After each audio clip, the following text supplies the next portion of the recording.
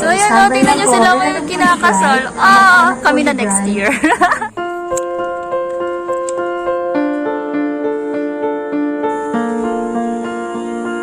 At pupunta kami sa Munting Gubat para makita kung ano yung pinakamagandang site para sa aming wedding. Pangalawang venue. Tama nga, dinuhos nga katabi ulan. Tapos wala na. Good morning mga ka-Onyx. Ngayon ay narito tayo sa Cruz Naligas, Quezon City. Dahil weekends ngayon, try naman nating mag-relax, mag-enjoy at magpalamig ngayong weekends. Kaya samahan nyo ako, magpunta tayo sa Sampaloc, Tanay Rizal. At i-experience natin ang lamig at ang pagre-relax at pag-i-enjoy sa Sampaloc, Tanay Rizal. Let's go, samahan nyo ako.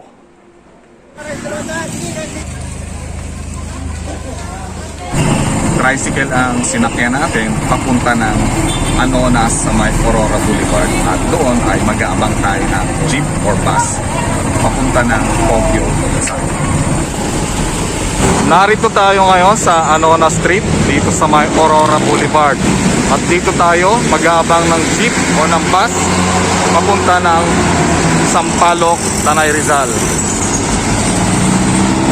Sa Baguio muna tayo pupunta, then saka tayo sasakay na papuntang Sampaloc, Tanay Rizal.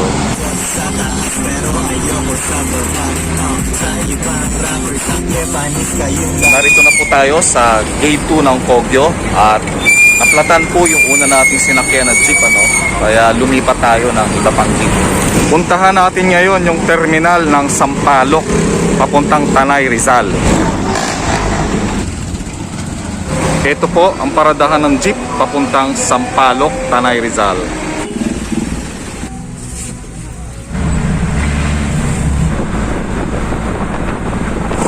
Hi mga ka-Onyx, narito na tayo sa Sampaloc, Tanay Rizal. At ang una nating destination ay Marquisem. Napakalamig dito mga ka-Onyx. So enjoy natin, i-relax natin ang aming sarili dito sa Sampaloc, Tanay Rizal. Samahan nyo kami. Ang second destination natin, Cielo Alto. Ito po yung matatanaw natin mula dito, mga kabundukan mula rito sa Cielo Alto.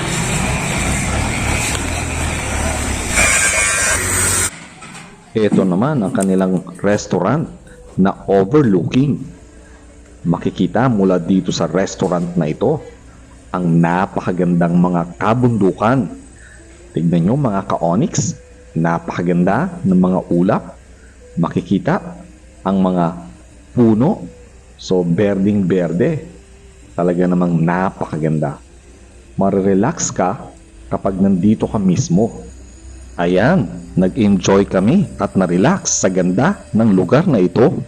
Perfect ang lugar na ito para sa mga gustong mag-relax at gustong makakita ng magagandang tanawin.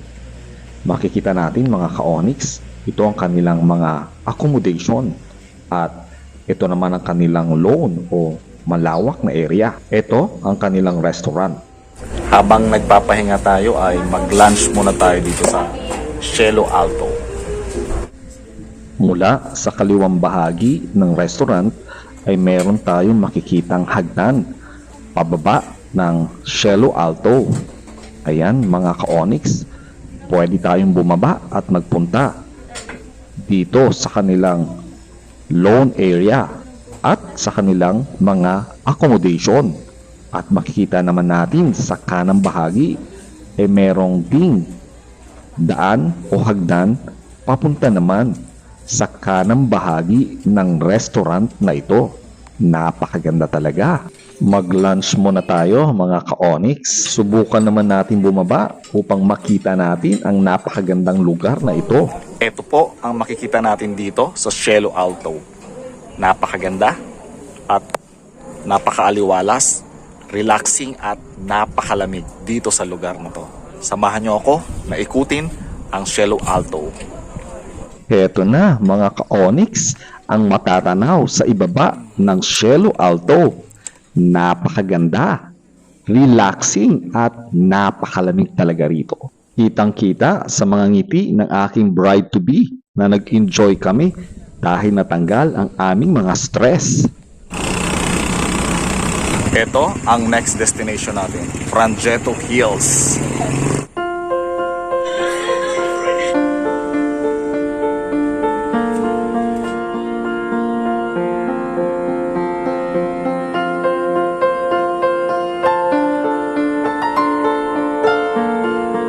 So, maganda yung kanilang venue dito, ano? Ito yung mga koi nila.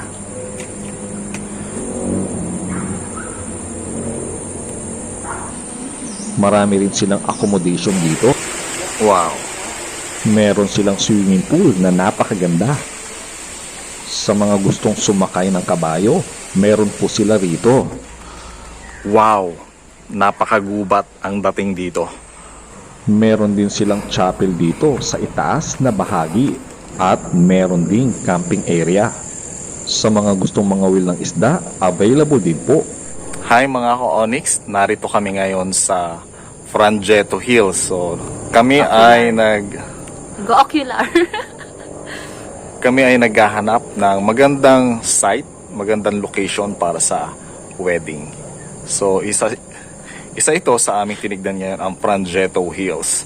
So, nanggaling na kami sa Cielo Alto at pupunta kami sa Munting Gubat para makita kung ano yung pinakamagandang site para sa aming wedding. Pangalawang venue. Pangalaw.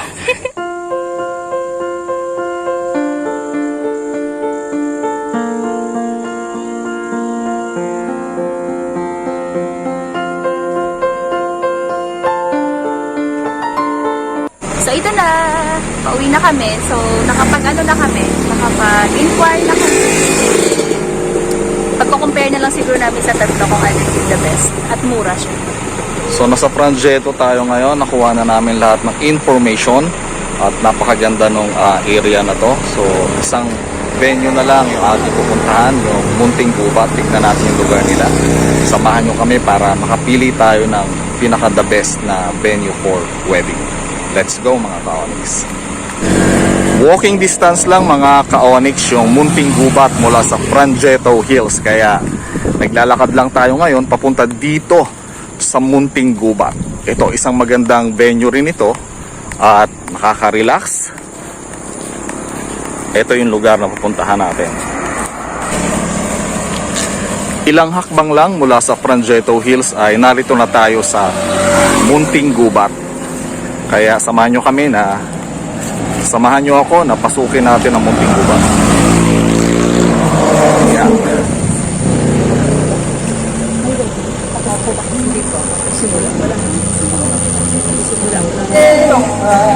Tapos ito, gagamitin dito. Basta amin na natin ang Munting Gubat.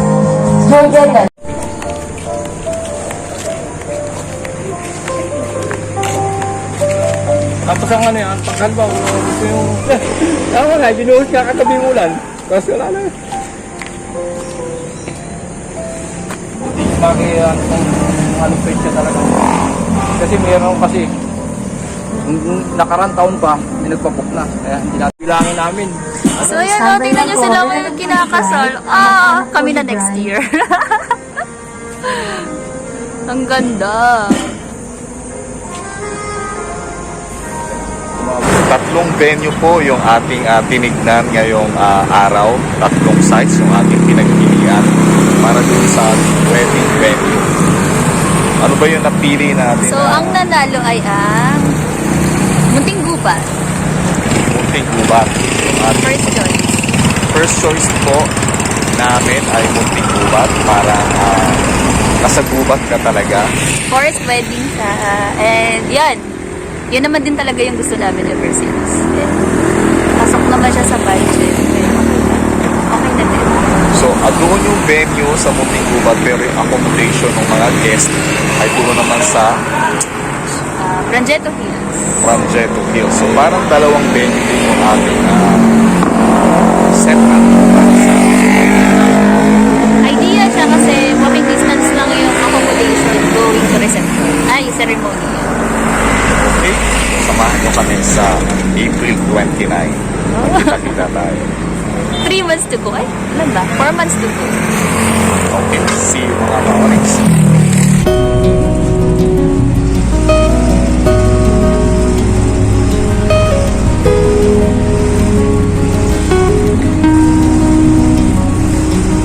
Tapos na tayo magpalamig, mag-relax, at mag-enjoy sa Sampaloc, Tanay Rizal. Kaya, babalik na tayo ng Quezon City ngayon.